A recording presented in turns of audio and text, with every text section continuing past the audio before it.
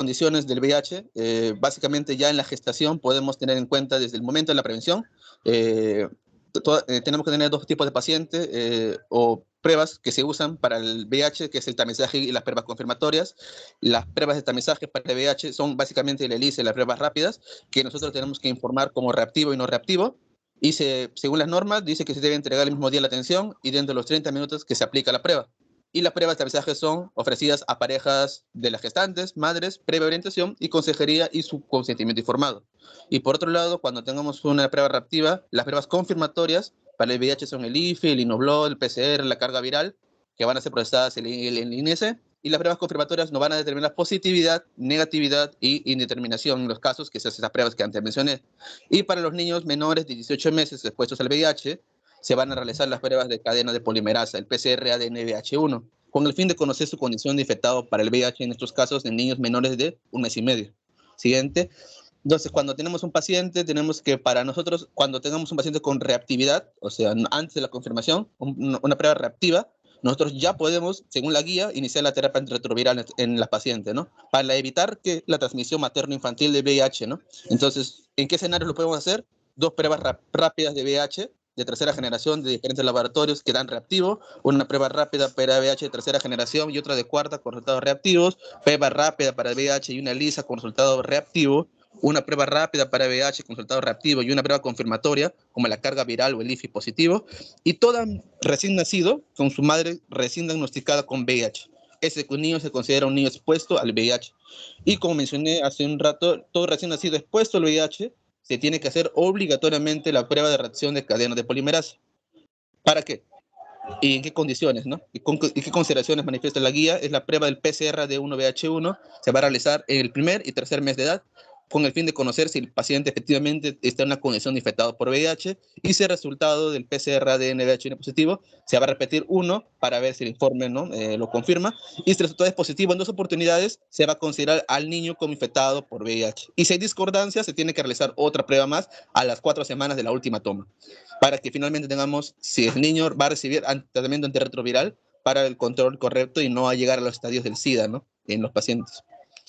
¿Y cómo vamos a tener la atención integral del paciente? Básicamente, la gestante diagnosticada con VIH, como mencioné, se debe referir a un establecimiento que brinde tratamiento antirretroviral y que tenga una atención integral y adecuada, ¿no? Por lo general se va a referir a estos pacientes, ¿no? Ya que en la mayoría de los centros asistenciales de primer nivel no se cuenta con tratamiento antirretroviral.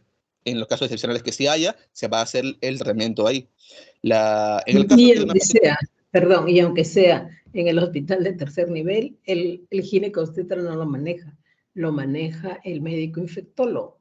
Entonces, ahí la importancia de que tú tienes que mandar a tu paciente temprano, no como hacen acá, a veces las mandan para dar a luz y la gestante viene a dar a luz. Y ya no podemos hacer nada porque viene con el cuello ya 2, 3 centímetros en trabajo de parto muchas veces. Y ya no podemos hacer nada cuando se supone que esto y todo es prevención. El tratamiento tiene que ser empezado apenas te enteras de que hay un problema. Y inmediatamente pasarla al hospital que tenga la capacidad resolutiva. Ni siquiera el ginecólogo, nosotros no lo manejamos, nosotros hacemos la parte técnica, controla al niño, controla a la madre, pero el control y el tratamiento, el manejo, así es del infectólogo.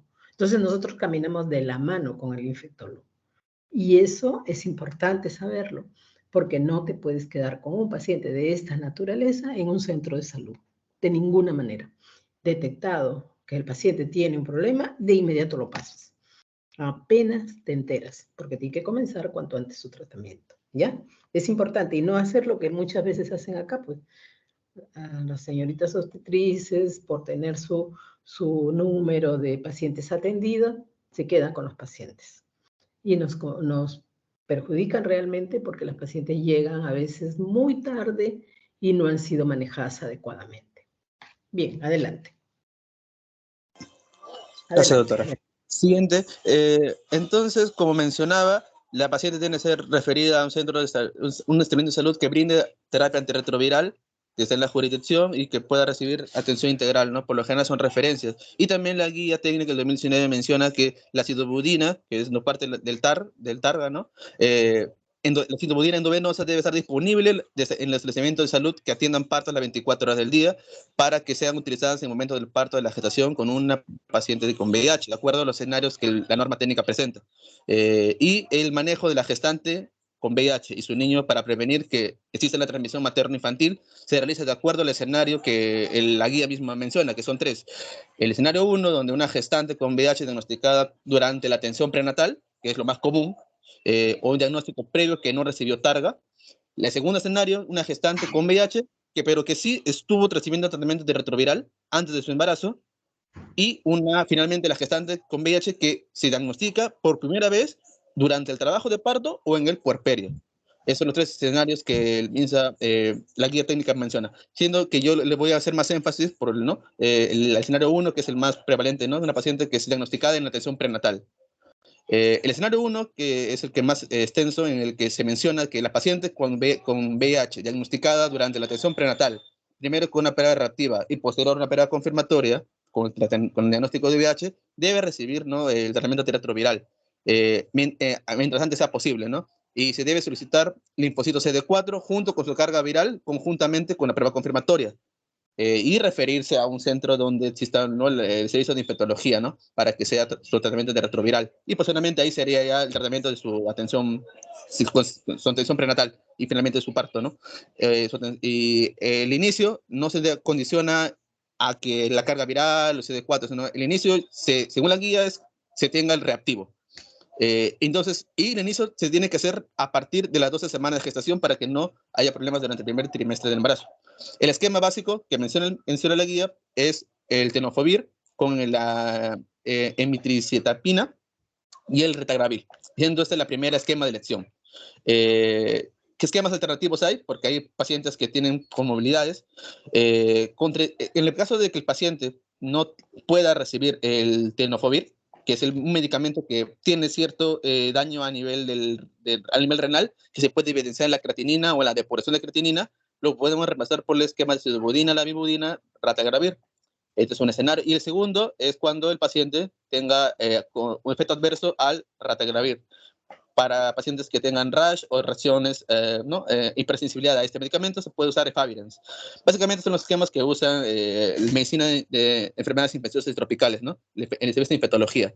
Pero es el esquema que debemos conocer. Y finalmente, el manejo del parto, en el caso que tengamos una gestante con estas condiciones, la cesárea electiva será la vía de parto cuando no se cuente con resultados de carga viral, por lo menos que una paciente tenga su carga viral más de 1000. O sea, todo paciente con VIH debe contar con sus resultados de carga viral en el último mes de embarazo, o sea, 4 semanas antes, ¿no?, de su fecha probable de parto, para que se defina su vía de terminación del mismo.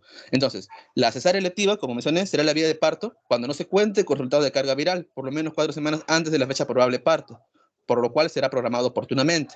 Y una vez que la gestante inicie trabajo de parto, independientemente del esquema antirretroviral que reciba, si ha recibido o no ha recibido, se va a administrar sidobudina, el acetate, vía endovenosa. La dosis que recomienda es 2 miligramos kilo de peso durante la primera hora de infusión, y la gestante con estado de carga viral menos de 1000, 4 semanas antes, puede hacerse el parto vía vaginal. Sin embargo, debe garantizarse que la sidobudina también esté presente. Entonces, en los 2 casos, la sidobudina vía endovenosa es la dosis recomendada que mencioné antes, el esquema que debe recibir. Inmediatamente, luego del parto, debe bañar al recién nacido con abundante agua temperada y jabón, realizar el secado con toalla suave para evitar laceraciones, aspirar delicadamente sus secreciones, sus vías respiratorias, evitando totalmente, en todo momento, traumatismos y que exista sangrado o exposición de la mucosa. Está contraindicado totalmente la lactancia materna, no se tiene que hacer lactancia materna, y la lactancia cruzada mucho menos, sin importar que la paciente tenga carga indetectable o la paciente, el mejor escenario, ¿no?, el A1, ¿no?, que mencioné hace un rato.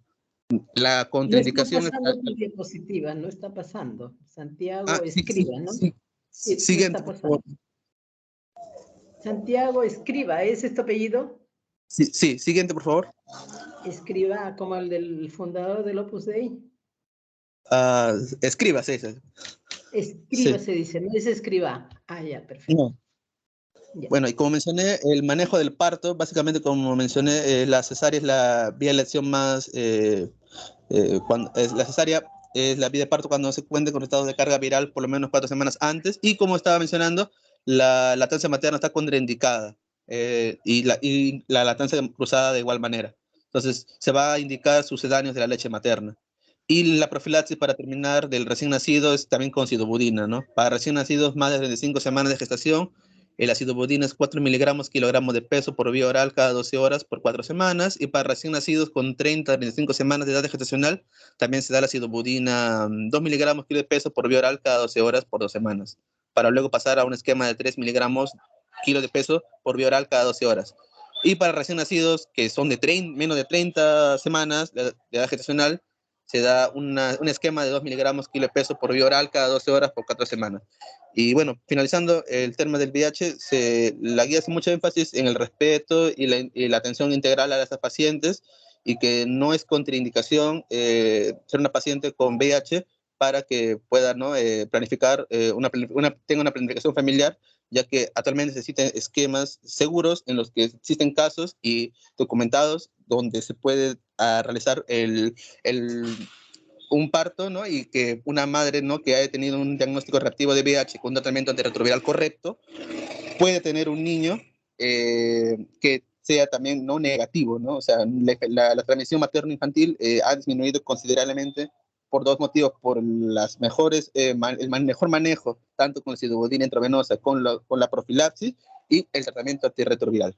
Pues bueno, eso es por el lado del VIH, doctora. Muy bien, muy bien.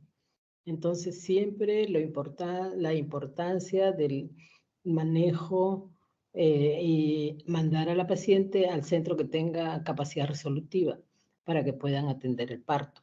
El parto debe ser por cesárea en la medida de lo posible y para eso tenías que haberle hecho sus análisis y saber en qué condiciones está tu paciente. Entonces, eso es prevenir que haya algún problema. El niño no debe nacer. Llegan las pacientes con las membranas rotas, ya no hay nada que hacer. Llegan las pacientes con un trabajo de parto avanzado, tampoco hay nada que hacer, y sin tratamiento. Entonces, eso es la importancia del control prenatal. Es importante el control prenatal. Muy bien. Entonces, ahora viene Patti. Santiago escriba ahora Patti Flores, Guamán. Ya, con el tema de las hepatitis. A ver, Patti. Jessy, ¿ese es tu nombre? Sí, Flores doctora, Mata. buenas tardes. Sí. Buenas tardes. Muy bien, adelante. Hoy día Bueno, es continuamos. 08. Ya, adelante. Bueno, continuando con el seminario, otra de las enfermedades de transmisión sexual, en este caso vamos a hablar sobre la hepatitis B. Siguiente, por favor.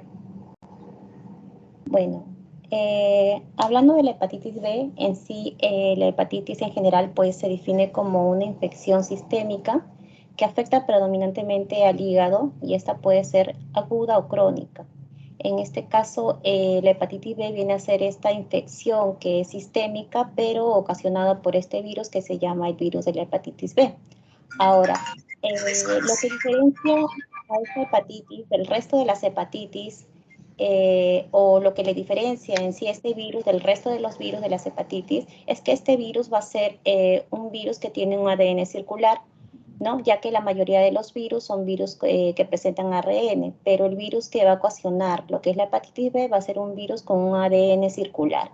Entonces, dentro de las características vamos a tener las generalidades del virus de la hepatitis B y va a ser que en este caso va a tener diferentes proteínas que lo codifican y sus proteínas en este caso se sintetizan pues a partir de 4 genes, el gen S, el gen C, el gen P y el X, ¿no? Ahora, la hepatitis B en sí es muy frecuente en realidad.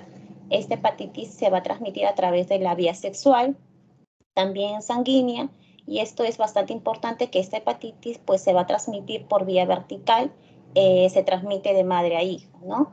Entonces, la hepatitis B tiene pues un periodo de incubación larga, en este caso puede ser dentro de 60 a 180 días, ¿no? En este caso vamos a mencionar cómo va a ser la evolución de esta infección aguda por virus de la hepatitis B. En realidad, pues la curación es bastante elevada, entre un 90 a un 95%, solo un 5 a 10% hacen una cronicidad, lo cual se vuelven crónicas, y como una hepatitis fulminante va a tener menos de 1%, ¿no? Siguiente, por favor.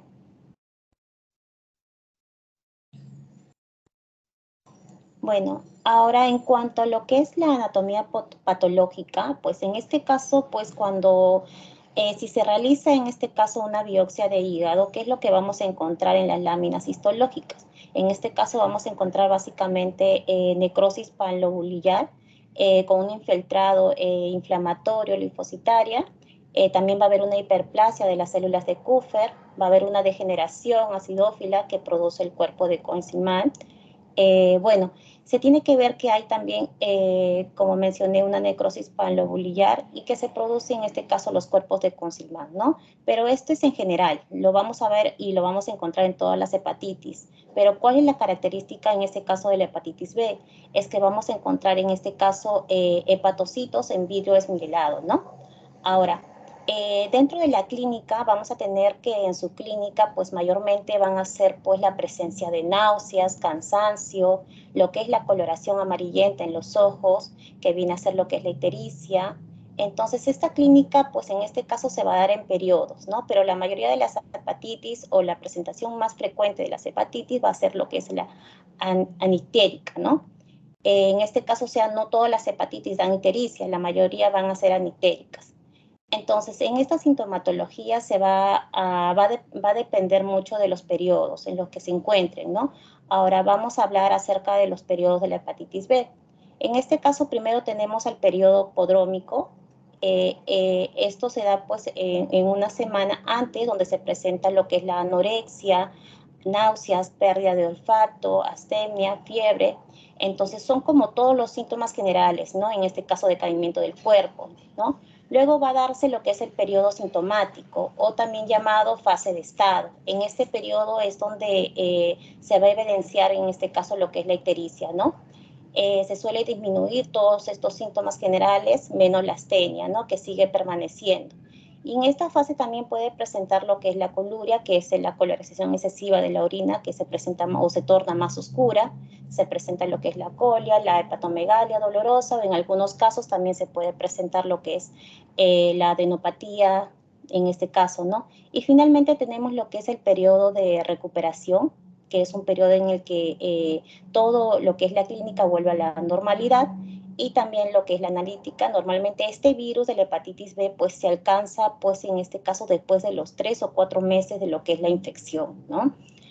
Siguiente, por favor. Bueno, en cuanto a lo que es el diagnóstico, en este caso vamos a tener que el diagnóstico va a ser inespecífico, que va a ser en este caso un diagnóstico serológico de laboratorio, ¿no? Primero, en un paciente con hepatitis vamos a encontrar lo que son las transaminasas elevadas, lo que es el GTP y el GOT elevadas, que son las transaminasas, ¿no? Ahora, en este caso las fosfatasas alcalinas también pueden estar moderadamente elevadas. Tenemos lo que es la bilirrubina sérica, que también van a estar elevadas en pacientes que presenten o pacientes ictéricos, ¿no? Ahora, si mandamos a hacer un estudio serológico al paciente, en este caso que presente, ¿no?, hepatitis B, vamos a encontrar que este virus o esta enfermedad tiene distintos antígenos y también anticuerpos, ¿no? Entonces, los antígenos más importantes van a ser 5. Primero tenemos aquí el AG-HBS, ¿no?, que en este caso el AG viene a ser lo que es por antígeno, y el HB, que es el hepatitis, ¿no? Y C, que por superficie. Entonces, este es el antígeno que nos marca que se encuentra en lo que es la superficie del virus y se encuentra en lo que es la sangre. Esto quiere decir que hay una infección por el virus, ¿no? Ahora, otro antígeno que es el antígeno HBe-Ag, esto viene a indicar en este caso lo que es la replicación viral de la proteína, ¿no? Y ahora también tenemos en este caso el anticuerpo, que tenemos 3, ¿no? Tenemos el anti-HBC, que es el anticuerpo del core. Este anticuerpo del core va a tener 2 modalidades de presentación, como sabemos, en este caso el IgM y también el IG, bueno, en este caso cuando es IgM va a ser pues que nos va a indicar un cuadro agudo, ¿no? Y cuando se presenta lo que es el IgG va a presentar un cuadro crónico, ¿no? Tenemos también el anticuerpo, el anti-HBE, que es el anticuerpo de la proteína E, que indica lo que es la inactividad, ¿no? Y otro también tenemos el anticuerpo anti-HBS o anticuerpo de superficie, que quiere decir que el paciente en este caso ya va a estar curado o en este caso ya va a estar vacunado, ¿no? Ahora, también tenemos, bueno, en este caso, pues, el antígeno, como sabemos, nos indica pues que hay una infección, hay una replicación. El anticuerpo nos indica pues una inactividad o cuando ya el paciente ya ha sido curado o ya ha sido vacunado, ¿no? Ahora, vemos ahí abajo en la diapositiva una tablita, ¿no? Que se observa cuando se va a aumentar estos antígenos, ¿no? Como vemos en el primer marcador, en este caso en aparecer va a ser el antígeno de superficie, que va a estar elevado en las primeras fases. De ahí tenemos, como podemos observar, la línea amarilla, que es la que podemos observar ahí, que es el IgM, que es el antígeno de Coret. En este caso, el IgM se presenta porque es un cuadro agudo, ¿no? Es un cuadro que está reciente, entonces el cuadro agudo aumenta y luego va a bajar. Luego tenemos el anti-HBC y el IgG, como les mencioné anteriormente, o sea, el IgM es un cuadro agudo y que va bajando, ¿no? En cambio, lo que es el IgG, la presencia del IgG se mantiene porque se va a mantener y ya vamos a ver que es más, que se va cronificando, ¿no? Y ahora tenemos lo que también ahí es el anti-HBS, que es la línea naranja, como podemos observar. También el antígeno de superficie, que está ahí también. Y el antígeno de superficie tenemos ya que las 28 semanas después de la exposición, en este caso se pronuncia, ¿no? Y luego también ya va bajando y en este caso se va regularizando también. Siguiente, por favor. Bueno, aquí tenemos este cuadro que nos ayuda también en el diagnóstico. Tenemos aquí 1, 2, 3, 4, 5 parámetros entre antígenos y anticuerpos, ¿no? Tenemos primero lo que es el antígeno de superficie, que nos va a indicar si es que el paciente está infectado o si hay una infección, ¿no? O también tenemos el anticuerpo de superficie que nos va a indicar básicamente que el paciente ya está curado o está vacunado. Y tenemos también el anticuerpo HBC, que es el anticoret, que nos va a dar si es IgM, si es una hepatitis aguda, o IgG, si es una hepatitis crónica. Tenemos el antígeno de la proteína E y el antígeno de la proteína, ¿no? Ahora, entonces, tenemos primero que el antígeno de superficie, en este caso, vemos que está positivo. ¿Qué nos quiere decir aquí? Que hay una infección, ¿no? Entonces, nos vamos al otro parámetro que es el core. Vemos que está el IgM, que nos quiere decir que la infección va a ser aguda. Entonces, acá vemos que el antígeno HBE, este antígeno nos indicaba, pues, como les dije anteriormente, la replicación viral. Entonces, vemos que está positivo. Entonces, el diagnóstico vendría a ser, pues, en este caso, una hepatitis aguda. Y como sabemos, en la fase aguda va a ser la fase de mayor replicación viral. Entonces, también está activa y se está replicándose, ¿no? Ahora, en el segundo, pues, tenemos que el antígeno de superficie está activo. Tenemos que hay una infección y el anticore está en IgG, lo cual nos indica que es una hepatitis crónica, ¿no? Ahora, el antígeno de proteína E está positivo, también en este caso, entonces va a ser una hepatitis crónica activa, o sea, quiere decir que este paciente es un paciente crónico, en este caso que está activa, ¿no? Se está replicando y está en realidad en este caso sería un mal pronóstico para este paciente, ¿no? Siguiente, por favor. Bueno, en cuanto al tratamiento, principalmente nuestro objetivo va a ser, pues, cuando vamos a tratar a un paciente con hepatitis B, va a ser lo que es la seroconversión, ¿no? Por eso es que se realiza una serología cada 3 meses. ¿A qué se refiere hacer una conversión? Es que el paciente pase de ser un antígeno de replicación y de estar activo a, en este caso, formar anticuerpos y que esté inactivo o curado, ¿no? Entonces, en la mayoría de los pacientes que tienen una infección por hepatitis B, el tratamiento va a ser netamente sintomático y lo que se le indica al paciente va a ser, pues, reposo absoluto, ingesta de líquidos, una dieta blanda, para no sobrecargarlo en caso de los pacientes que tienen una falla renal en este caso, ¿no? Ahora vamos a indicar ¿cuándo vamos a indicar un tratamiento, en este caso antiviral, ¿no? Porque vamos a utilizar un tratamiento antiviral en este caso. Vamos a hacer el esquema que nos menciona el MINSA, en este caso lo coloqué ahí, que va a ser el tenofovir y el entecavir. Tenemos estos dos medicamentos para lo que es la hepatitis B en este caso, ¿no? En lo que es el tenofovir, es el medicamento que en realidad, pues, se podría decir el antiviral principal que se va a dar a los pacientes, en este caso, pues, que presenten una cirrosis, que presenten transaminasas elevadas, que tengan una carga viral aumentada, una hepatitis crónica activa y una falla hepática fulminante. Y en este caso, en este caso en la gestación o mujeres embarazadas, se puede administrar el tenofovir, ¿no? No hay ningún problema en cuanto, pues, que pueda haber efectos adversos en cuanto al bebé, ¿no? Y en cuanto al tratamiento de la hepatitis B, entonces, como mencioné, es el principal medicamento que se le va a poder administrar en estos pacientes, ¿no? Ahora, ¿y cuándo vamos a utilizar lo que es el entecavir? Cuando tengamos un paciente que, pues, en este caso, con falla renal, un paciente que tenga en este caso una tasa de filtrado glomerular menor a 60 mililitros, ¿no?, por minuto, se le va a dar el entecavir, ¿no? Y al resto de pacientes también en este caso. Al resto de pacientes también se les va a dar lo que es el tenofovir, ¿no? Solamente está indicado el entecavir exclusivamente en estos pacientes con falla renal. Ahora, la respuesta las vamos a tener en este caso si es que vamos a tener que medir cada 3 meses, hacer una serología, ¿no? Ahora, en este caso vamos a tener que ver lo que es la carga viral, si se ha disminuido, si las transaminasas van a estar casi en su rango normal. Vamos a ver si es que realmente hay una respuesta al tratamiento, ¿no? Ahora, en cuanto a la transmisión vertical de la hepatitis, que, pues, como mencioné, que va a ser transmitida de madre a hijo, en un recién nacido, en este caso, se va a administrar lo que es la vacuna, pero aparte de la vacuna, en este caso, se va a utilizar lo que es la gamaglobulina endovenosa, que lo vamos a ver ahora. Sí, siguiente, por favor. Bueno, en cuanto a lo que es la prevención y en este caso la profilaxis, aquí tenemos un cuadro de resumen más que nada sobre lo que es la vacunación de la hepatitis B.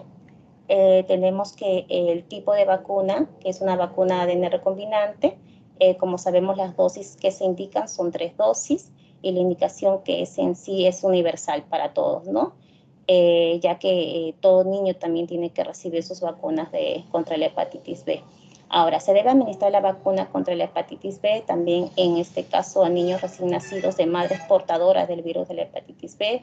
Deben recibir lo que son el personal de salud o personas que cuidan a personas que de repente sean infectadas, ¿no? Que tengan hepatopatías, hemofílicos, hemodiálisis, personas con uso de drogas por vía parenteral, aquellas personas con promiscuidad sexual. En este tipo de personas está indicado lo que es la profilaxis, en este caso la vacunación, ¿no?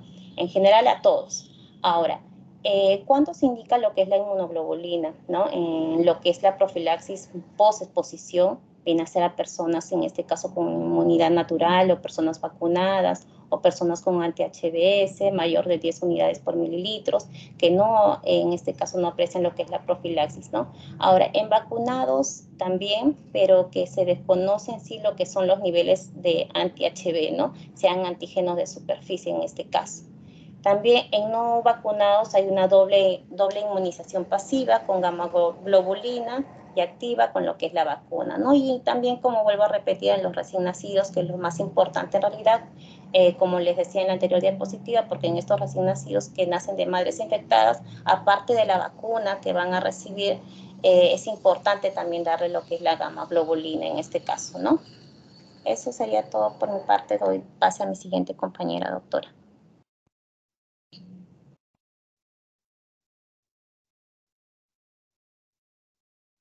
Buenas tardes, doctora y compañeros. Yo soy Luna Rica Rico Jenny Vanessa y en este caso, pues, continuando con las exposiciones, hablaré sobre lo que vendría a ser la vulvovaginitis, ¿no?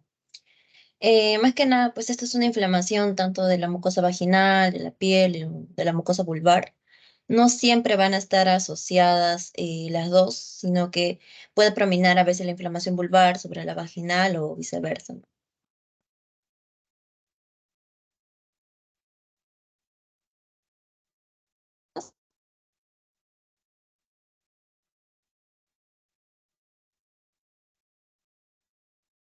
La vaginosis bacteriana y las no infecciosas por irritación química por el uso de baño de burbujas, por perfumes o por cuerpos extraños. También lo podemos clasificar según la edad, ¿no? En caso de las premenarcas, por falta de higiene, por irritantes químicos, por presencia de cuerpos extraños, como por ejemplo que en el caso de limpieza se pueda adherir el papel higiénico, ¿no? Y pueda conllevar a una infección. En enfermedades cutáneas como el eczema tópico, psoriasis, dermatitis seborreica, etcétera, ¿no? Y en infecciones con parásitos, estreptococo beta hemolítico del grupo A y entre otras. En caso de adolescencia y ya en mujeres de edad fértil, pues son las infecciones clásicas y también se asocian por irritantes químicos. Y en las posmenopáusicas, la vaginitis atrófica, ¿no? Las podemos también clasificar según el origen, ¿no? Dependiente. Pueden ser endógenas, que son causados por el desequilibrio de la flora bacteriana, como son la candidiasis vaginal y la vaginosis bacteriana de tipo exógenas, cuando son causados ya por microorganismos contagiados por una transmisión sexual, como es la tricomoniasis, la clamidia, la gonococosia, las enfermedades virales, ¿no? O el virus de papiloma humano. Y de tipo iatrogénicas también. La cándida, pues esta es la causa, una de las causas más frecuentes de vulvovaginitis.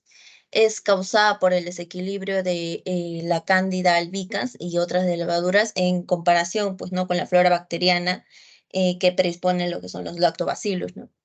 Esta no es característica de una infección de transmisión sexual, más que nada es por el desequilibrio de la flora microbiana. Es importante conocer que esta patología se asocia a pacientes con factores de riesgos inmunocomprometidos, ¿no?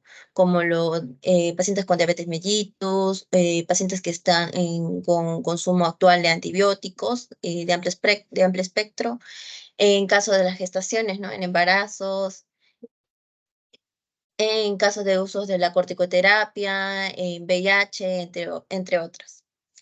A nivel del examen físico, pues la paciente nos va a manifestar un exceso de una gran cantidad de picazón, ¿no? De prurito, el cual pues ella puede mencionarnos que se alivia con la menstruación.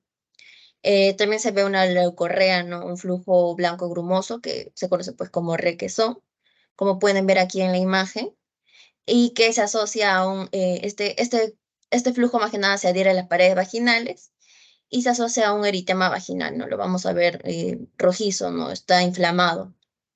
Esta patología no va a variar el pH vaginal, por lo tanto va a ser igual menor a 4,5. El diagnóstico más que nada pues es tanto pues ver la clínica a través de la especuloscopía y también por el frotis fresco, ¿no? El cual vamos a encontrar leucocitos, micelas o pseudomicelas, pero uno de los cultivos característicos de la cándida pues es el cultivo de saboreo. El tratamiento clásico es el de clotrimazol de 500 miligramos en óvulo, en dosis única, más fluconazol de 150 miligramos por 3 semanas, es decir, una dosis cada semana. O también podría ser el clotrimazol de 100 miligramos por 7 días, ¿no? También se puede asociar los 1%, ¿no? Entre otros. Eh, Podemos determinar que es una infección no complicada cuando es de forma esporádica en una mujer sana no gestante que presenta síntomas leves. Y en este caso, pues se le da un tratamiento de 2 a 3 días. En infección complicada, cuando ya es una paciente con diabetes mal controlada, tiene inmunosupresión, embarazo, síntomas severos y el tratamiento va a abarcar de 7 a 14 días. En caso ya de una infección recurrente, que es cuando hay más de 4 episodios dentro de un año. El tratamiento más que nada que es con fluconazol de 150 miligramos cada 72 horas hasta que desaparezcan los síntomas y asociado a fluconazol de 150 miligramos cada semana por 6 semanas. También se puede utilizar el imidazol tópico durante 10 a 14 días, ¿no? Y en este caso, como no es una infección de transmisión sexual, no se da el tratamiento a la pareja en caso de, salvo que sea recurrente o tenga dermatitis, ¿no? Como la balanitis en caso de la pareja sexual, ¿no? Ahí sí se podría asociar el tratamiento también a la pareja. La tricomona vaginalis, pues esta es causada más que nada por un protozoa anaerobio flagelado. Esta sí es una infección de transmisión sexual y está asociada pues a factores de riesgo como conductas sexuales de riesgo en caso de múltiples parejas, en promiscuidad, en no uso de protección adecuada durante las relaciones sexuales. Y esta puede afectar tanto el tracto urinario inferior como las glándulas de Bertolino y el cervix uterino. Esta diferencia de la candidiasis, pues las pacientes mencionan que mejora a nivel en el periodo premenstrual, pero empeora con la menstruación, ¿no? En el examen físico, a través de la especuloscopía, pues vamos a ver que es característico por un flujo amarillo verdoso espumoso y con una colpitis en fresa, ¿no? Como pueden ver acá en la imagen, es que no un cervix con petequias, ¿no? Y esta sí va a variar el pH normal, ¿no? Va a haber una elevación que es mayor a 4,5. El diagnóstico también es clínico y a nivel del frotis en fresco, pues vamos a encontrar leucocitos, el protozoos periformes, tanto móviles y con los flagelos, ¿no? Como pueden ver aquí en la imagen. Y el cultivo característico también es el cultivo de Diamo, ¿no? El que se va a ver el trofozoito a nivel del microscopio. El tratamiento es dado por el metronidazol de 2 gramos vía oral en dosis única y en caso de recurrencias, metronidazol de 500 miligramos cada 2 horas por 7 días. Y en este caso, pues como si es una infección de transmisión sexual, si se da tratamiento a la pareja. En lo que es la vaginosis bacteriana, este es otra vulvaginitis frecuente, que es característica por la Gardnerella vaginalis, micoplasmas y bacterias anaerobias, ¿no? Esta no es una infección de transmisión sexual, igualmente es por una alteración de la flora. Esto sí hay que tener bastante cuenta porque está asociado a factores de riesgo durante la gestación, ¿no? A ruptura prematura de membranas, a parto pretérmito, a endometritis postparto. Más que nada en el examen físico, pues es una paciente asintomática, ella no va a sentir ardor ni prurito, pero a nivel de la especuloscopía, pues vamos a encontrar un flujo grisáceo homogéneo con olor a pescado no espumoso, ¿no? Esta patología pues sí va a variar el pH 5, no va a haber leucocitosis porque no es una vaginitis. Y el diagnóstico más que nada se va a utilizar lo que son los criterios de Ansel, el cual criterios para concluir que es una vaginosis bacteriana, ¿no? Por ejemplo, en el criterio tiene que ser un pH alcalino mayor a 4,5 a través del el test de aminas positivo que se hace con el hidróxido de potasio. Mi flujo homogéneo grisáceo, maloliente y las células, las clue cells, ¿no? Que son las más de 20% en el microscopio, que es cuando las bacterias, pues, se pueden ver que rodean a la célula, a diferencia de los que son los lactobacilos, ¿no? Que se encuentran dispersos. Y pues en el frotifresco, pues igualmente vamos a encontrar células clave, polimorfonucleares, con pocos lactobacilos o a veces en algún caso ninguno. El tratamiento es con metronidazol de 500 miligramos vía oral cada 12 horas por 7 días y igualmente como no es una infección de transmisión sexual, pues no se da tratamiento a la pareja. Ese sería todo por mi parte. Va a continuar mis compañeros.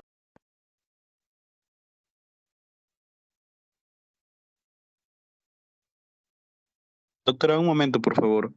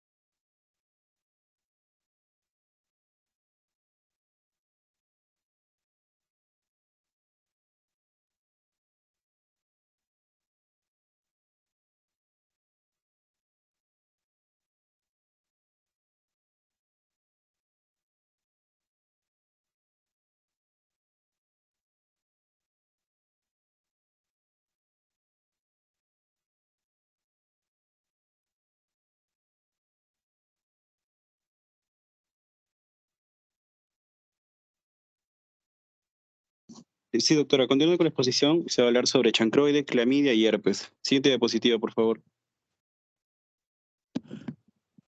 El chancroide, conocido como chancro blando, es una patología causada por la Haemophilus ducreyi. Esta, al examinarse en tinción Gram, vemos que tiene unas largas hebras paralelas que se conocen como banco de peces o vía de tren. Y el periodo de incubación del chancroide es de 1 a 3 días. En la clínica encontramos a las úlceras genitales, que es la infección por el Haemophilus ducreyi, da lugar a una pápula eritematosa que evoluciona en una pústula, que esta al erosionar se convierte en una úlcera. Las personas infectadas suelen tener más de una úlcera típica que va entre 1 a 2 centímetros y las lesiones casi siempre se limitan al área genital y sus ganglios linfáticos de drenaje. El tamaño y la cantidad de estas úlceras es variable en pacientes con VIH, ¿no? La úlcera llega a ser dolorosa, tiene una base eritematosa, los bordes están claramente demarcados y a veces socavados. La base de la úlcera puede estar cubierta con un exudado purulento, gris o a veces amarillo y sangra cuando se raspa. Las infecciones por el Haemophilus ducreyi se dan en los síntomas más comunes para el chancroide, que son los que están sujetos a la fricción durante las relaciones sexuales. Eh, en los hombres, la mayoría de las lesiones afectan al prepucio, la corona y el glande, y en las mujeres a los labios, el cilindro vaginal, las áreas perianales, que son los más comúnmente afectados. También tenemos como diagnóstico clínica las linfadenopatías. Esta está presente aproximadamente en la mitad de los hombres infectados, pero es algo menos común en las mujeres. Los ganglios afectados suelen sufrir licuefacción y presentarse como bubones fluctuantes. Y las lesiones cutáneas no transmitidas sexualmente solo se han visto en áreas endemias de PIAN. Siguiente diapositiva, por favor. En el diagnóstico es netamente clínico y bueno, si se puede encontrar el germen causal de esto en un exudado o un raspado de la lesión en coloración de Gram.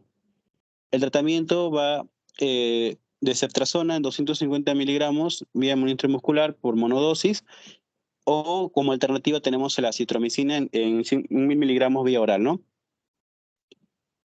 Otro tipo de opciones menos usadas, ya que puede haber unas resistencias creadas, son la de ciprofloxacino de 500 miligramos cada 12 horas durante 3 días, la eritromicina de 500 miligramos cada 8 horas durante 7 días, y embarazadas el tratamiento sería para ceftriaxona y eritromicina, ya que el ciprofloxacino está contraindicado y la citromicina no han confirmado su seguridad en embarazadas. Tras el tratamiento, los síntomas suelen mejorar en 2 a 3 días y existe por cierto, existe una frecuente asociación de chancroides con VIH, por lo que siempre se les pide a los pacientes con VIH, con chancroides, un descarte de VIH. Siguiente diapositiva, por favor. El linfogranuloma venéreo, que es parte de la clamidia trachomatis, esta se divide en dos, la clamidia, el linfogranuloma venéreo, que contiene 3 serotipos, L1, L2 y L3, que afectan a las células linfoides, y el otro tipo vendría a ser el tracoma, ¿no? Que tiene severidades A, B, BA y C. Serovariedades A. Estos afectan el epitelio plano estratificado, provocando enfermedades oculogenitales. Pero para hablar de úlceras tendríamos que hablar del linfogranuloma venéreo. Esta es una infección de transmisión sexual causada por la clamidia trachomatis. Está presente en algunas regiones de la India, del África, y aunque recientemente se han descrito aumento de casos en países europeos como Reino Unido, no es tan relevante.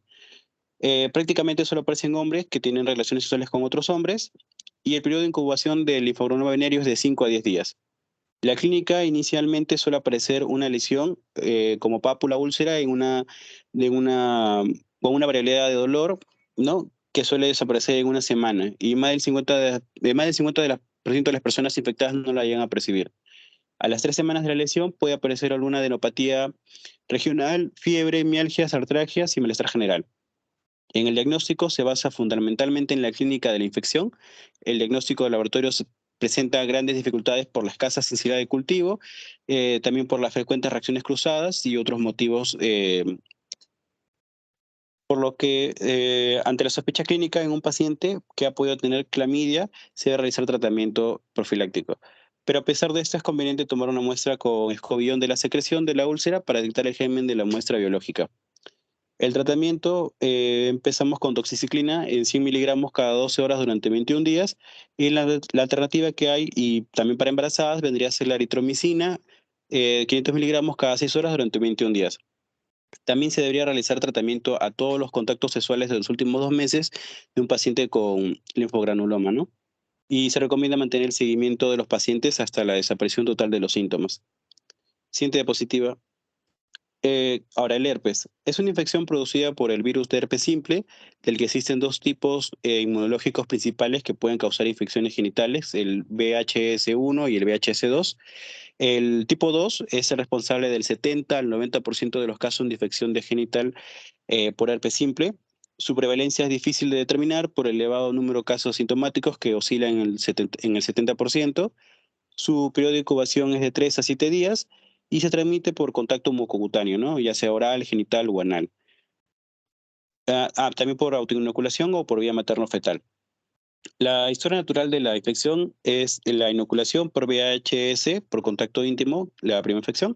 Luego el periodo de latencia clínico, que varía de semanas, meses, incluso hasta años, en ganglio neural, donde se acantona. Y luego el primer episodio clínico tras una nueva exposición al virus, ¿no? Esa nueva, lo que da una nueva periodo de latencia clínica, ¿no? Y con respecto a la clínica del herpes simple se presenta en formas múltiples de lesiones como vesículas o úlceras dolorosas, principalmente en la región genital, anal o bucal, y se trata de una infección de transmisión sexual crónica, ¿no? En los casos de primoinfección, el cuadro viral prodrómico que vemos está acompañado de parestesia, eritema, sensación de quemación vulvar, entre otros, ¿no? Se puede acompañar con aderopatías inguinales, cervicitis con microvesículas y flujo claro transparente. Suele durar de 2 a 6 semanas y se cura sin dejar cicatriz. En las recurrentes, que es el 70% que cursan con clínica, estos son impredecibles y sus frecuencias se basan en la severidad de la primoinfección y de posibles factores desencadenantes como inmunosupresión, fiebres, infecciones, menstruación, entre otros. La localización suele coincidir con de las recurrentes con las de la primoinfección, así como los síntomas, ¿no? Con respecto al diagnóstico, es netamente clínico, aunque también se puede realizar mediante demostración del virus en material obtenido de las lesiones por cultivo viral, ¿no? Ya sea por PCR o por inmunofluorescencia. El tratamiento, acá los antivirales no van a erradicar el virus, pero van a poder delimitar la intensidad de los síntomas y la duración de los mismos. Y en caso de recurrencia, disminuye el número de las mismas, ¿no? De los brotes. Para el tratamiento tenemos como división a la primoinfección, que vendría a usarse aciclovir, valaciclovir y fanciclovir. Estos van a usarse tanto en primoinfección, en recurrentes y en la terapia supresora, pero lo único que va a variar va a ser el tiempo de las mismas, ¿no? Por ejemplo, en preinfección en el ciclovir va de 7 a 10, o Valesoclir, que va de 7 días, o el fanciclovir, que va de 7 a 10 días, ¿no? En cambio, las recurrentes va variando, al igual que en la terapia supresora. En embarazadas está demostrado que el aciclovir no aumenta las malformaciones congénitas, y para las parejas sexuales se deben ser informadas y examinadas para el caso, ¿no? Eso sería todo por mi parte, doctora.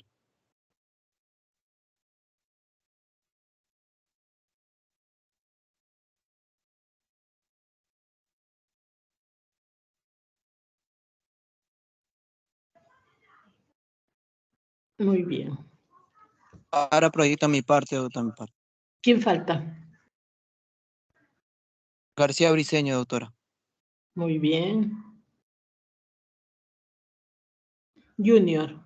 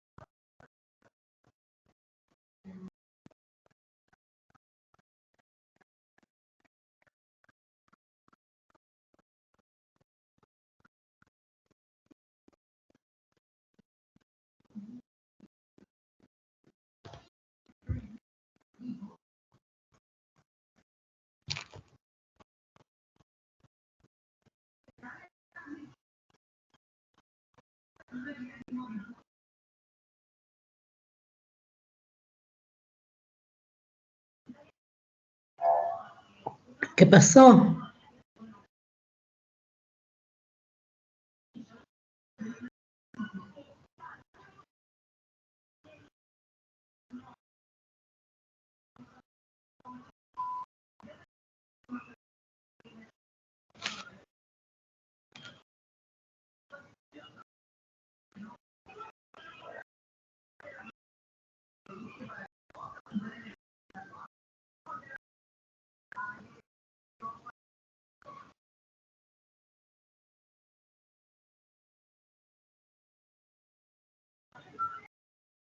Falta un compañero, doctora, solo que está, va a proyectar sus diapos ahorita, creo. Ya.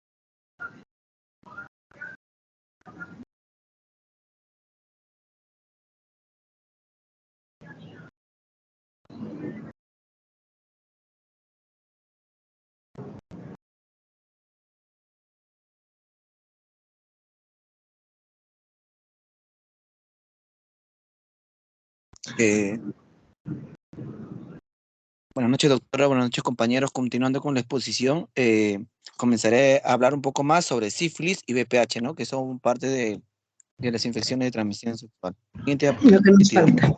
Perfecto. Sífilis entonces. Y el VPH que está tan de moda. Bueno, en cuanto a sífilis, cabe recalcar que es la infección de transmisión sexual que es causada comúnmente por la bacteria Treponema pallidum. En cuanto a su patogenia, vamos a ver que va a poseer flagelos periplasmáticos y va a permitir desplazarse en movimiento, ¿no? Y evolucionar su forma de movimiento, que es característico mediante microscopía de campo oscuro. En cuanto a su transmisión, vamos a ver que se va a transmitir por contacto sexual, así como de contacto de otras diferentes localizaciones donde va a existir este tipo de afectación, ¿no? El riesgo de afectación y de infección después de un contacto con una persona que padezca esta infección va a ser principalmente en el estadio de la enfermedad que se pueda contratar, ya que hay un riesgo mayor que aquellas lesiones se puedan encontrar en la fase inicial de la infección, ¿no? Ya sea la sífilis primaria o secundaria o debido a la mayor cantidad del Treponema pallidum presente. En cuanto a su clasificación, vamos a ver que la pueden clasificar de acuerdo a sus manifestaciones clínicas, ya sea sífilis primaria, secundaria, latente o terciaria, ¿no? En el caso de la primaria vamos a ver que se va a ver lesiones inicialmente características de esta etapa, como va a estar un chancro en el sitio de inoculación, ¿no? Este chancro va a iniciar con una pápula indolora con bordes endurecidos, ya que esa es la característica principal en este tipo de estadio, ¿no? Y generalmente son lesiones únicas. En el caso que sean múltiples, principalmente va a ser un paciente que está inmunosuprimido ya por VIH, ¿no? Y en ausencia del olor y su consistencia dura, nos va a permitir a diferenciar otras infecciones, ya que van a manifestar úlceras genitales y deben descartar un diagnóstico diferencial, ¿no? En el cual se va a poder acompañar ya de otros casos de diagnóstico como linfoadenopatía inguinal unilateral o bilateral, o también en el caso que sea asintomática, ¿no? Se va a encontrar este chancro que puede variar dependiendo de la inoculación y usualmente se va a localizar en la zona genital, ¿no? Ya sea pene o vulva, ¿no? En el caso de la sífilis secundaria, en esta etapa vamos a ver que estas manifestaciones van a ser más variadas, ¿no? Y van a estar presentes después de la resolución del chancro ya inicial. Sobre todo está en concordancia con pacientes con VIH que podrían existir ambas lesiones de forma simultánea, ¿no? Y principalmente esos hallazgos van a ser de manera cutánea y su variedad va a estar en cuanto a su presentación, ya que se van a conocer que hay una etapa como la gran simuladora, en la cual vamos a ver lesiones típicas más características y vamos a ver un brote maculopapular y sobre todo que va a ser eritematoso y que es típicamente afectada en las palmas y las plantas, ¿no? Y que puede estar presente en forma generalizada y suele asociarte casi siempre o mayormente mayoría de los casos con prurito y en este caso no se va a asociar a prurito ni a lesiones vesiculares, pero en cuanto se va a presentar a zonas húmedas, vamos a ver en zona perianal y vulva en cuanto al escroto, ¿no? En caso ya de la sífilis latente, se va a caracterizar por la ausencia de síntomas y vamos a ver que sus estudios serológicos positivos van a estar en personas con riesgo o antecedentes confirmados de sífilis, ¿no? Ya que puede haber un diagnóstico previo o una resolución espontánea de las lesiones, ya sea primarias o secundarias, ¿no? En la sífilis terciaria, vamos a ver que antes era la de los antibióticos y ahora es un tercio de las personas presentan ese tipo de infección, ya sea por el treponema pallidum avanzado en una sífilis terciaria, ¿no? Pero ahora en la actualidad vamos a ver que esta etapa es inusual y está atribuida a un diagnóstico y tratamiento sobre todo eficaz, ya que vamos a ver que hay 3 lesiones que van a presentar en esta etapa como la neurosífilis, la sífilis cardiovascular y las lesiones cutáneas como la goma sífilis que no van a estar en múltiples órganos o tejidos, ¿no? Y va a estar más caracterizada con las gomas que van a manifestarse con nódulos, sobre todo que van a afectar la parte cutánea y que van a poder ulcerarse o dejar una cicatriz, ¿no? Siguiente diapositiva, por favor. Espera, un momento. En cuanto a los diagnósticos, vamos a ver un diagnóstico definitivo y uno presuntivo. En cuanto al diagnóstico definitivo, vamos a ver, se va a dar mediante la microscopía, ¿no? De campo oscuro y va a estar directamente sobre el sudado del tejido.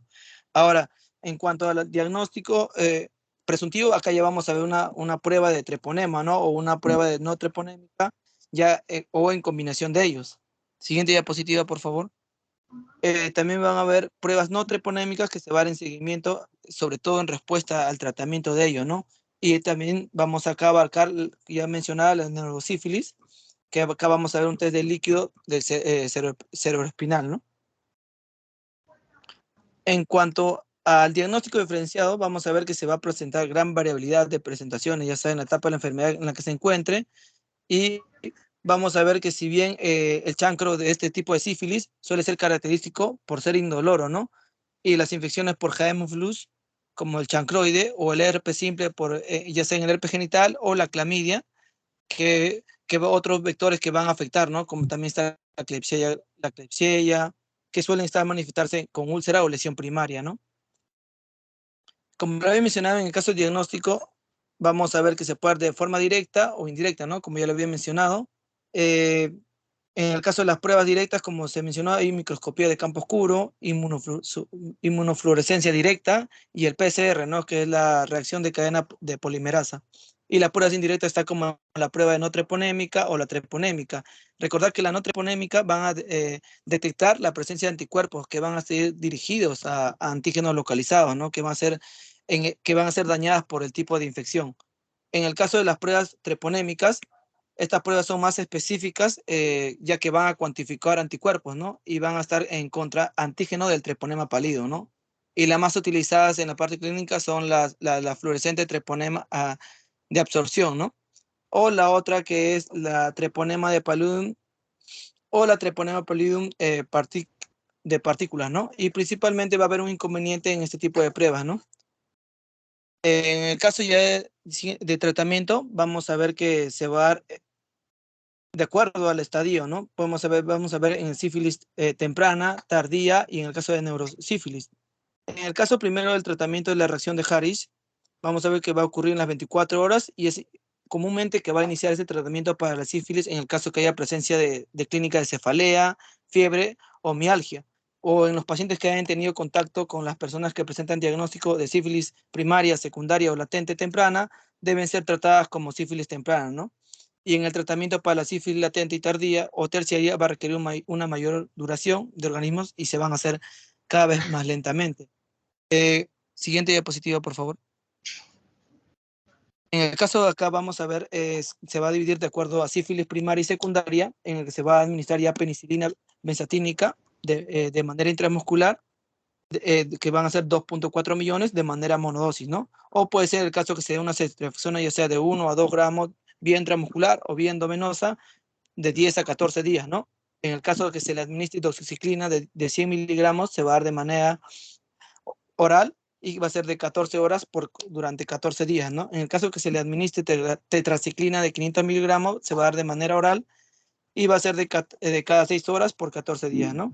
Y sobre todo, este seguimiento se va a dar de 6 a 12 meses. En el caso que estemos en una sífilis latente, vamos a ver si es temprana o tardía. En la temprana, que es menor a un año, se le administra penicilina benzatínica de 2.4 millones de manera intramuscular en monodosis, y cuando es tardía, ya que es mayor a un año, se le va a administrar la misma penicilina benzatínica de manera intramuscular, pero ya en el caso va a ser por 3 semanas, ¿no? Y se va a administrar de manera semanal. En el caso de sífilis terciaria, vamos a ver que se va a administrar de manera intramuscular y por 3 semanas. Ya acá en la diferencia de neurosífilis, se puede administrar esta penicilina, pero ya va a ser de 3 a 4 millones por vía endovenosa y va a ser cada 4 horas, a diferencia que se administraba en la terciaria y en la latente se administraba semanalmente, ¿no? Y va a ser por infusión y de manera continua ya de 10 a 14 días.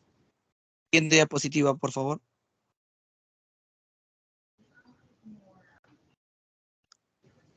Bueno, hablando del VPH o el virus del papiloma humano, en cuanto a su generalidad, vamos a ver que es una infección por el virus que está considerada como la infección de transmisión sexual más frecuente y que afecta especialmente a mujeres y hombres jóvenes, y tiene una incidencia directa que va a estar relacionada con la actividad sexual, ¿no? Hoy en día se dice que existen más de 200 genotipos distintos de VPH que se van a agrupar desde un punto de vista clínico de bajo y alto riesgo de oncogeneidad, ¿no? Y los primeros VPH 6 y 11 son responsables de las verrugas anogenitales, también de lesiones benignas muy comunes, y las de alto riesgo de oncogénico, como son el VPH de tipo 16 y 18, van a originar lesiones displásicas, ¿no? Que son precursoras directas de la gran cantidad de neoplasias, ¿no? Especialmente la más conocida de cuello uterino, de ano o de orofaringe, ¿no? Así como de las lesiones que van a detectarse mediante el PCR, la citología o la coloscopía, ¿no? Siguiente diapositiva, por favor. Acá teniendo el cuadro de clasificación de los tipos de VPH, vamos a poder que se va a dar de acuerdo a, como se ha mencionado, al tipo de riesgo, ya sea alto o bajo, en cuanto a la oncogenicidad, y también en el caso que esté relacionada a un tipo de enfermedad relacionada, ¿no? En el caso de el tipo de alto riesgo y bajo riesgo, vamos a ver que en cuanto a alto riesgo tenemos los tipos 16, 18, 31, 33, 35, 39, 45, 51, 52, 56, 58, 59, 68 y 82, y son consideradas de alto riesgo porque pueden encontrarse asociadas a cánceres invasivos de cuello uterino, ¿no? Que es la más frecuente en este caso, o también puede darse en cuanto a cáncer de vulva, de pene o de ano, a otros sitios menos frecuentes, ¿no? Como se ha mencionado, el 16 y el 18 son de tipos de alto riesgo más comunes y se pueden encontrar lesiones escamosas, ¿no? Y también de cáncer de cuello uterino. En el caso de bajo riesgo tenemos a las demás que son el 6, el 11, el 40, el 42, el 43, el 54, el 61, el 72, el 73 y el 81, que estos pueden causar cambios benignos y de bajo grado de soledad cervicuterina, ¿no? Y de verrugas genitales. Ahora, en cuanto a alto riesgo de genicidad, ya he mencionado, están más relacionadas a enfermedades como cáncer cervical, anal, vaginal, vulvar y sobre todo el peniano y el orofaringio. En el de tipo bajo, de bajo riesgo, específicamente el 6 y el 11, están relacionadas a los condilomas, ¿no? Y a la papilomatosis de laringe recurrente, o en el caso del tipo 68, que es de probable carcinogenidad, es de cáncer cervical, ¿no? Y el 5 y el 8 están en cuanto a carcinoma escamular de piel o el epidermoplastoide verociforme, ¿no? Que van a estar relacionadas a posibles carcinogénicos. Siguiente diapositiva, por favor. En cuanto a manifestaciones clínicas y diagnósticas, ¿no? Recordad, dentro de las manifestaciones clínicas vamos a tener que la infección genital por VPH es variable y puede ir desde estados asintomáticos como resolución espontánea hasta la presencia de procesos carcinogénicos, ¿no? Dentro de las manifestaciones clínicas más comunes van a destacar los condilomas, ¿no? Estas van a ser también llamadas verrugas genitales o anogenitales. Sus características principales van a ser que son lesiones proliferativas benignas y generalmente van a ser múltiples, de color rosado o blanco grisáceo, que puede estar pigmentados o no, ¿no? Y la vamos a ver que la superficie van a ser filiformes o papilomatosas, ¿no? Otro tipo, vamos a ver las manifestaciones más importantes de este tipo de infección por VPH son las lesiones intraepiteliales, ¿no? Escamosas de alto grado, que son lesiones proliferativas malignas y que van a ser consideradas precursoras directas de gran cantidad de carcinomas escamosos, ¿no?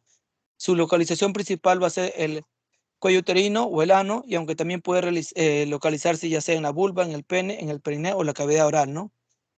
Estas lesiones por lo general no son visibles a simple vista y van a requerir de un uso microscópico o de tinción específica, ¿no? Con la aplicación de ácido acético o Lugol, ¿no? Que van a ser realizados en estudios experimentales para su diagnóstico y por lo general son totalmente asintomáticas, ¿no?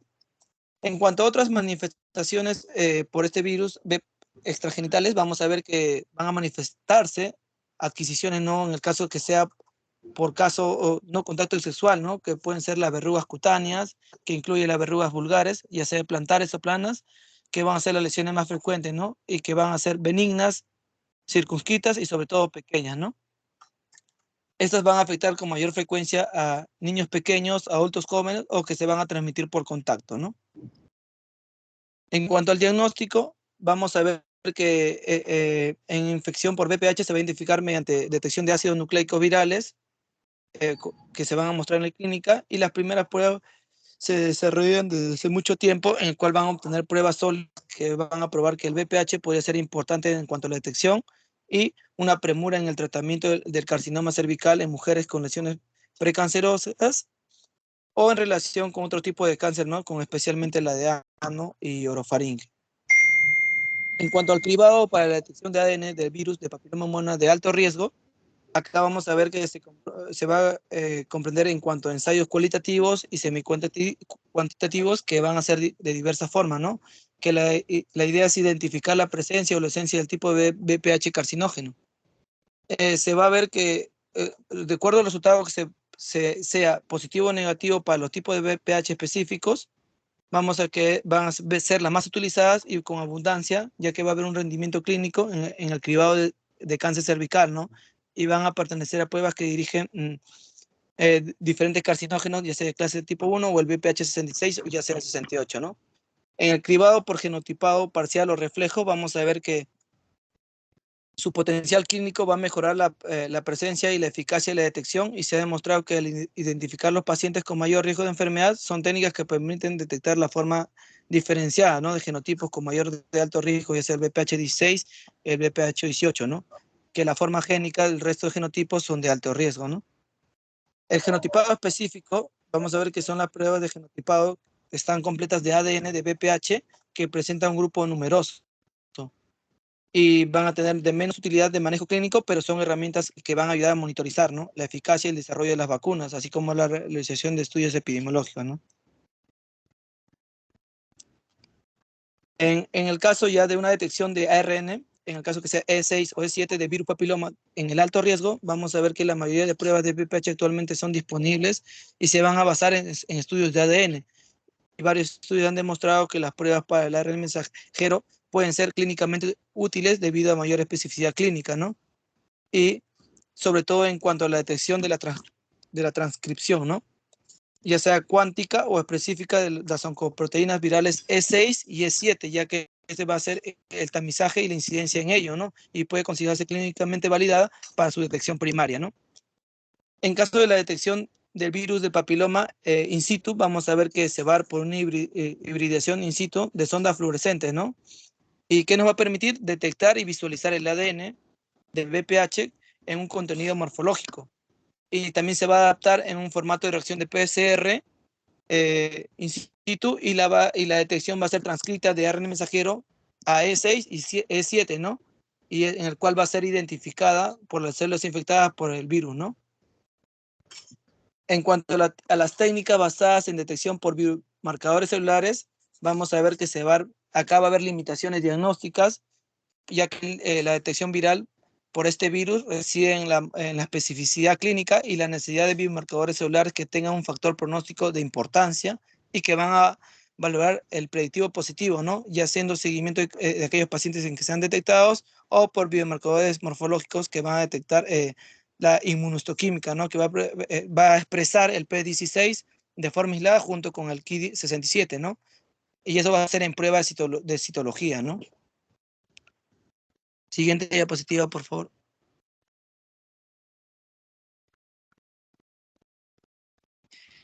¿Cómo se transmite la infección genital? Por VPH, vamos a ver que por lo general el virus del papiloma humano se transmite mediante el contacto directo de piel con piel y con más frecuencia durante el contacto genital con penetración, ¿no? Recordar que las infecciones genitales por VPH son comunes en mujeres que reportan haber tenido relaciones sexuales anteriormente, y en el caso que mantengan relaciones sexuales con su pareja nueva, puede ser un factor de riesgo más importante o más fuerte para la adquisición inicial de VPH en cuando tenga relaciones sexuales con una pareja estable, ¿no? Y las infecciones por VPH también pueden ser comunes en hombres que tienen relaciones sexuales con otros hombres, ya que se ha demostrado que cuando se hacen pruebas de raspado citológico, mayormente lo han hecho en el ano del paciente y se ha visto que en mayor incidencia se da en personas que tienen contactos sexual de ese tipo, ¿no? Siguiente diapositiva, por favor. En cuanto a las vacunas comercializadas, frente al virus de papiloma humano, ¿no? Sabemos que las vacunas son de manera profiláctica frente al tipo de infección y constituye la mejor estrategia preventiva para las neoplasias y las verrugas anogenitales, ¿no? Ya que este tipo de vacunas actualmente están compuestas por partículas similares al virus del papiloma humano y obtenidos por la recombinación genética, ¿no? En cuanto a esta vacuna, vamos a ver que las que están puestas ahorita en el mercado son las Cervarix, la Gardasil 4 y la Gardasil 9, ¿no? Recordar que en la Cervarix vamos a ver que su principio activo va a estar en el tipo 16 y en el tipo 18. En el Gardasil 4 su incidencia va a ser en el tipo 6, 11, 16 y 18. Y en el Gardasil 9 va a ser en las demás, ¿no? En las 6, 11, 16, 18, 31, 33, 45 y 52 y 58, ¿no? Vamos a ver que su indicación en el caso de la Cervarix se va a dar en cuanto a las lesiones genitales premalignas, cervicales, vulvulares y vaginales, y sobre todo en el cáncer de cervix, ¿no? Que son causadas por tipos específicos de VPH a partir de los 9 años de edad y son lesiones anales preneoplásticas, ¿no? En el caso de la Gardasil 4, vamos a ver que se van a nivel de lesiones también preneoplásticas, sobre todo en el tipo específicos que las mujeres a partir de los 9 años presentan lesiones anales y neoplásticas, y sobre todo en ciertos tipos específicos de VPH, ¿no? Ya sean hombres o mujeres a partir de esa edad, ¿no? 9 años. En el caso de la Gardasil 9 también se va a dar en lesiones precancerosas, para cuando vaya a afectar cuello uterino, vulva, vagina o ano, y también se va a dar a la misma edad, ¿no? Que se va a representar a los 9 años de edad, ya sea en hombres o mujeres, ¿no? Una pauta de vacunación en menores de 14 años según en personas de 9 a 14 en el caso de la Cervarix, se va a dar en el mes 0 o en el sexto mes, y en la Gardasil 4 se va a dar en personas de 9 a 13 años, inclusive puede administrarse siguiendo una pauta de 2 o 3 dosis, ¿no? En el caso de la 2 dosis, vamos a ver en el mes 0 y en el sexto mes, y en las 3 dosis serían en el mes 0, en el segundo mes y en el sexto mes, ¿no? Y en la Gardasil 9 se puede dar en personas de 9 a 14 años, al igual que en la Cervarix se va a dar en el mes 0 y en el sexto mes, ¿no? Y la pauta de vacunación en mayores de 14 años se van a dar en personas de 15 años en adelante, las 3 dosis, ¿no? En el mes 0, en el primer mes y en el sexto mes, a diferencia de la Gardasil 4 que se va a dar ya no en el primer mes, sino en igual que la Gardasil. Siguiente diapositiva, por favor.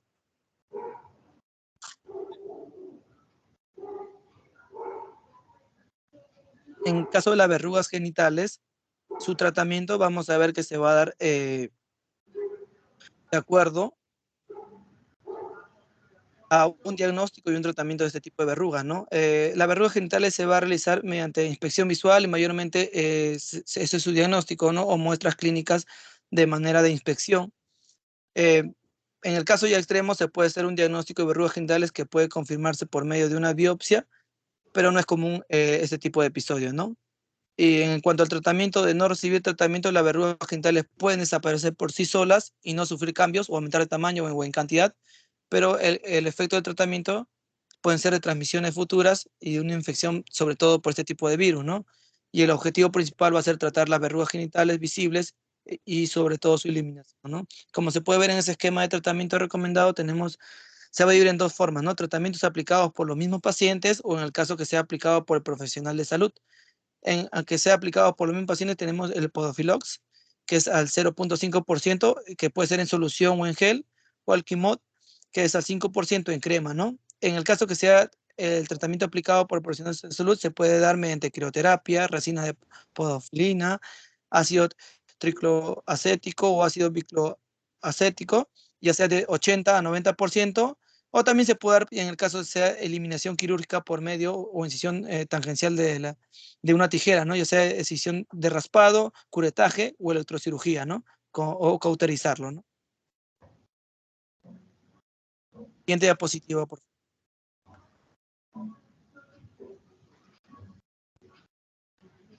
Bueno, en cuanto a algo más importante acá, es la prevención de cáncer de cuello uterino. Recalcar acá 3 puntos, que la vacuna no se dará protección contra los tipos de VPH que causan el cáncer de cuello uterino y es posible que las mujeres no reciban todos los beneficios de la vacuna, sino que se comprenden su serie de vacunas, ¿no? Y el manejo clave es sobre todo la prevención, ¿no? Como se puede ver en el recuadro. Vamos a ver que acá directrices para las pruebas de detección de cáncer cuello uterino.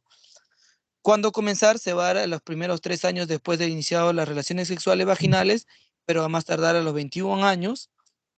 Según el estudio, en el 2013 se ha recomendado que 3 años después del inicio de la actividad sexual ocurra antes de los 21 años, ¿no? Al igual que en otro estudio que fue en agosto de 2023 por el Colegio de Ginecobstetra, ¿no?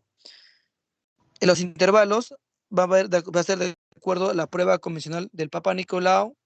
En el caso se usa una citología basada líquida o si se utiliza la prueba de BPH, ¿no? Y va a dar, en el caso que sea anualmente, que es cada 2 a 3 años para las mujeres mayores a 30 años y 3 pruebas de citología negativas, ¿no? En el caso que sea cada 2 años, va a ser igual de 2 a 3 años en mayores de 30 años y 3 pruebas citologías negativas, ¿no? Y ya cada 3 años en cuanto se dé por prueba, ya sea BPH negativa o citología negativa. En el caso del primero, que la prueba convencional de Papa Nicolau, se debe realizar al menos cada 3 años y en las otras dos no hay evidencia suficiente, ¿no? Y cuando dejar de hacerse la prueba de detección va a ser en mayores de 70 años y cuando tiene 3 pruebas recientes o consecutivas negativas y una prueba normal de 10 años anteriores, ¿no? Al igual en el otro caso que sea una mujer de 65 años con pruebas negativas que tienen otro riesgo de tener cáncer de cuello uterino o pruebas inclusas para establecer un límite de edad superior. En el caso que haya una histerectomía total, vamos a ver la disponibilidad de razones para que sea benigna o previa de alto grado de malignidad, ¿no? Eso sería todo por mi parte. Muchas gracias por su atención. Muy bien. Preguntas de los asistentes. A ver, no hay preguntas. Se supone que todo está bien entendido. Preguntaremos. Sífilis, ¿alguno de ustedes ha visto? No han visto, no han ido a muchos hospitales. Pero sí hay sífilis, primaria, secundaria y la terciaria. Y gestante con sífilis. Vi una muertita. Bien, el chiquito con cualquier cantidad de malformaciones. Él había pasado a la criatura y al final los dos se murieron. Y eso no debería de darse, ¿no? Según lo que dice tu compañero, hoy en día es fácil. Tienes el antibiótico a la mano y todo el mundo lo toma. Pero a veces no pasa eso. Y del VPH es importante la vacuna. Recomendarle a todas las niñas, jóvenes, adolescentes, su vacuna. Y no pierdes nada.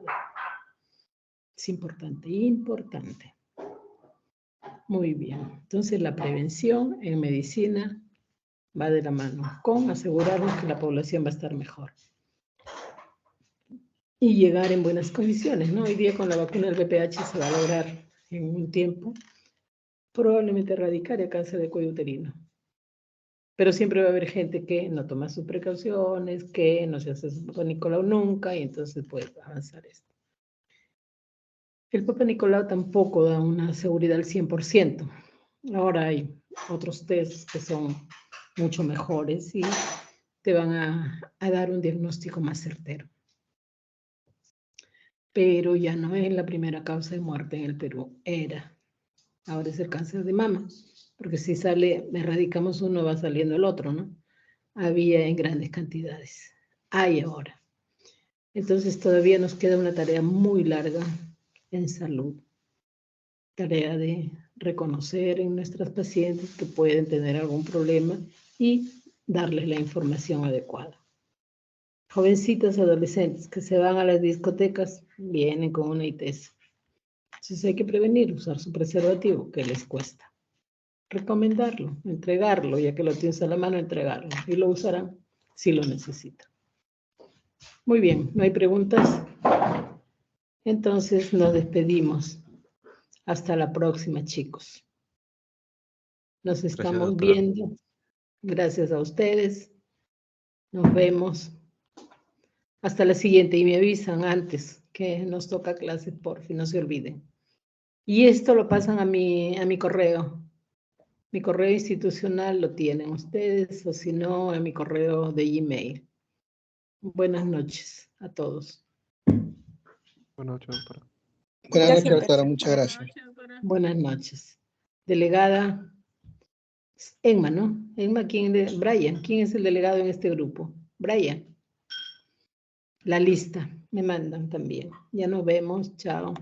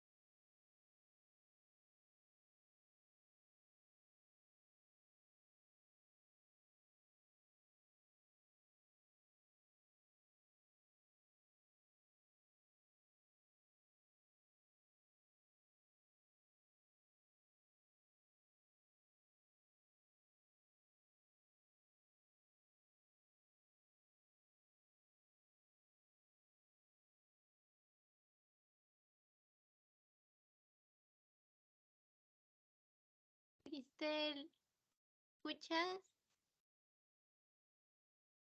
Sí, sí te escucho. No, Jean Cristel o César. Sí, Cristel. Hola, Cristel, por favor, ¿puedes desactivar la grabación? Ah, está bien. Ahora lo hago, Muchas disculpa. gracias. Sí, disculpa. No, gracias más bien.